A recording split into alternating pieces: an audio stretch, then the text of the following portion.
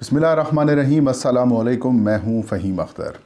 नाज़रीन, आजकल पाकिस्तान के सियासी मंजरनामे के ऊपर ज़ाहिर है DGISI की तकर्री का मामला काफ़ी ज़्यादा ज़ेर बहस है ही है।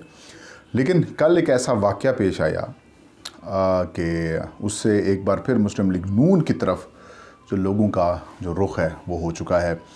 कल अमरीकी सफारतकार ने मुलाकात की है मरीम नवाज़ से और शहबाज शरीफ से, और दोनों से अलग अलग मुलाकातें की हैं।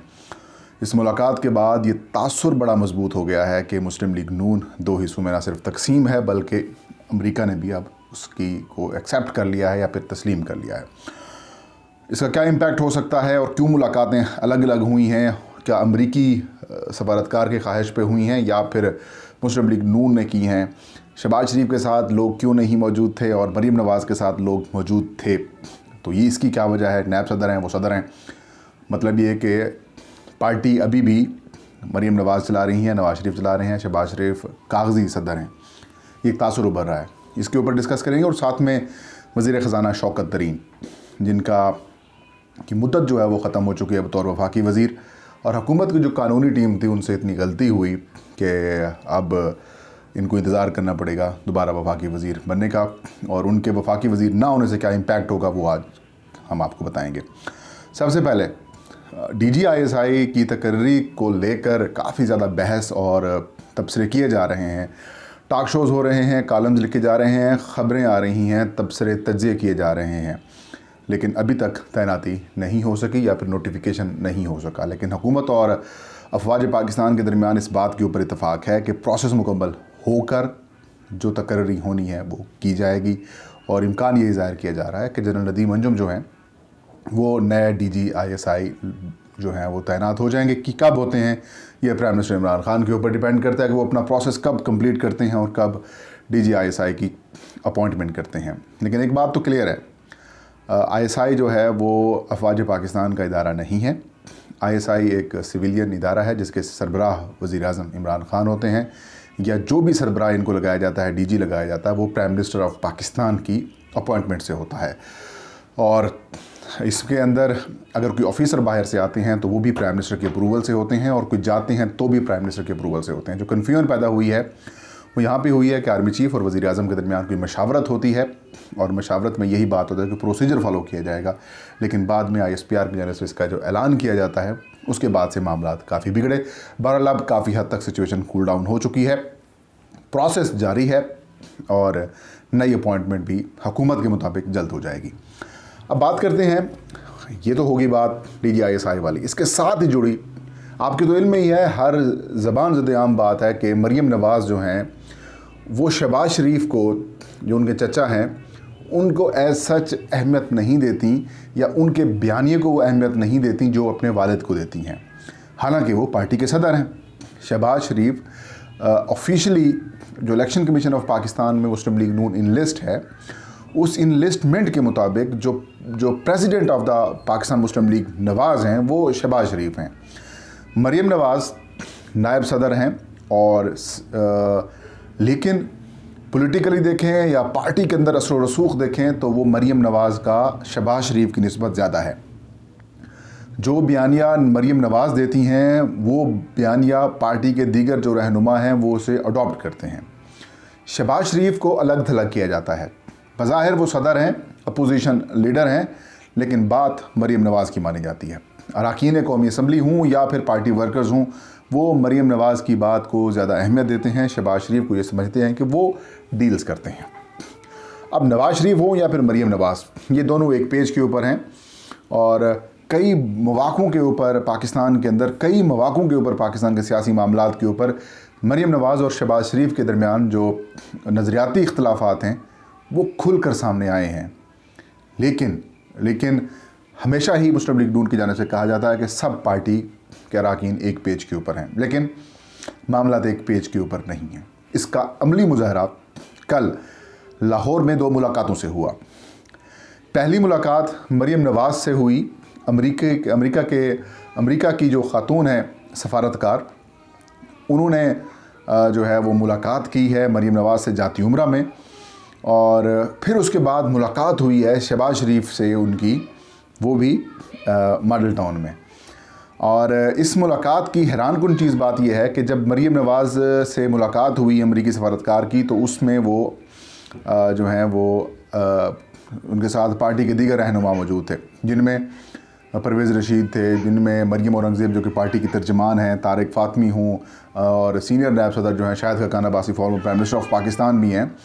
उनके अलावा इसके अलावा पार्टी के जो दीगर रहनुमा हैं वो भी मरियम नवाज़ के हमरा थे।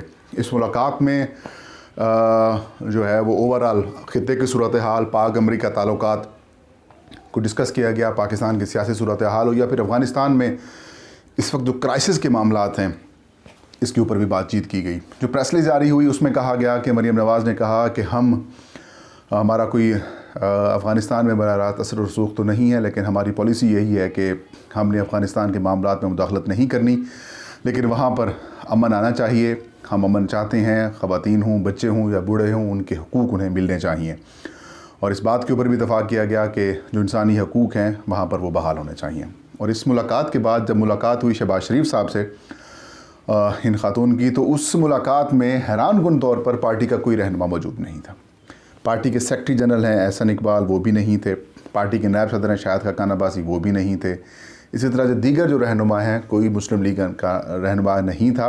और क्या होता है, इससे ये बात वाज़ेह होती है, इससे ये बात क्लियर होती है कि मरीम नवाज़ पार्टी को चला रही हैं। और ना सिर्फ ये बात अब पाकिस्तानी सियासत में जो दिलचस्पी रखने वाले लोग हैं वो मान रहे हैं, बल्कि अब जो अमेरिका है अब वो भी इसको तस्लीम कर रहा है। और यही वजह है कि अमरीकी जो सफारतकार अगर मिलते हैं तो शहबाज शरीफ को अलग मिलते हैं, मरीम नवाज़ ग्रुप को अलग मिलते हैं।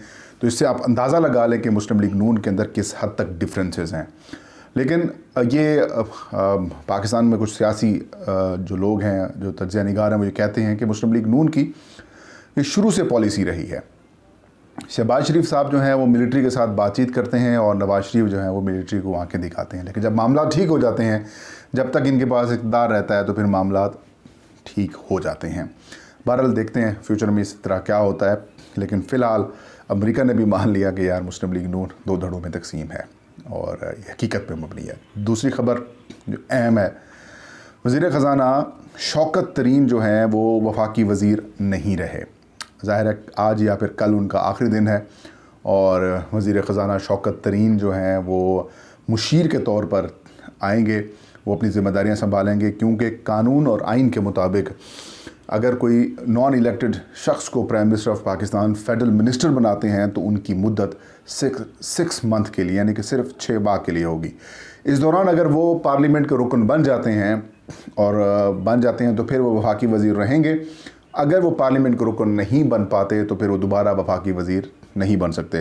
तो यूँ हुकूमत की जानिब से जो एक ऑर्डीनेंस लाया गया था, इलेक्शंस एक्ट अमेंडमेंट ऑर्डीनेंस 2021, उसके मुताबिक हुकूमत ये समझ रही थी, हुकूमत के जो बड़े ज़बरदस्त किस्म के जो हमारे लीगल माइंड्स हैं वो ये समझ रहे थे कि इसहाक डार साहब वाली जो नशिस्त है वो खाली है, वो सिर्फ ओथ ना लेने की वजह से खाली है, लिहाजा उसके ऊपर जो है वो शौकत तरीन को हम मुंतखब करा लेंगे इलेक्शंस करा कर। लेकिन ये मेरी खबर थी कि मैंने खबर ये बताई थी कि ये सुप्रीम कोर्ट ऑफ पाकिस्तान के हुक्म के ऊपर मामला रुका हुआ है और इनका जो नोटिफिकेशन है वो इलेक्शन कमीशन ऑफ पाकिस्तान ने सस्पेंड कर रखा है।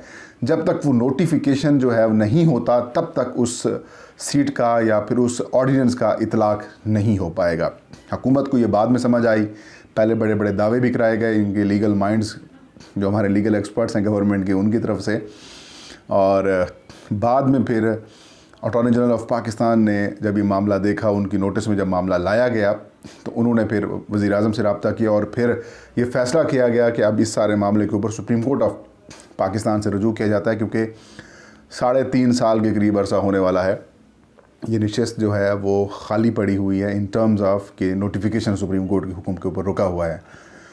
तो सुप्रीम कोर्ट ऑफ पाकिस्तान से अब रुजू किया जा चुका है और इसमें दरख्वास्त दी है वफाकी हुकूमत ने कि इस सीट के ऊपर फ़ैसला करें, क्योंकि अवामी नुमाइंदगी नहीं हो रही और इसहाक डार वतन वापस नहीं आ रहे।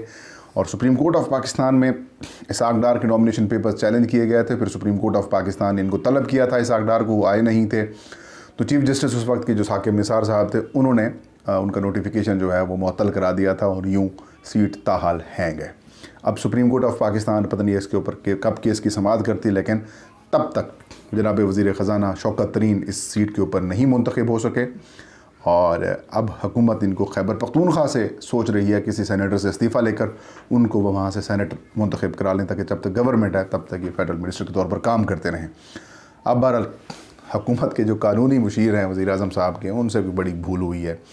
होमवर्क मुकम्मल नहीं था बेसिकली उनका, और यही वजह है कि हुकूमत को एक सुबकी का सामना करना पड़ा। तो नाज़रीन, ये थी आज की वीडियो। इंशाल्लाह नेक्स्ट वीडियो में नई खबर के साथ मैं हाजिर हूँगा। तब तक फ़हीम अख्तर को दीजिए इजाज़त। अपना और अपने चाहने वालों का बहुत सारा ख्याल रखें। अल्लाह हम सबका हामी नासिर हो।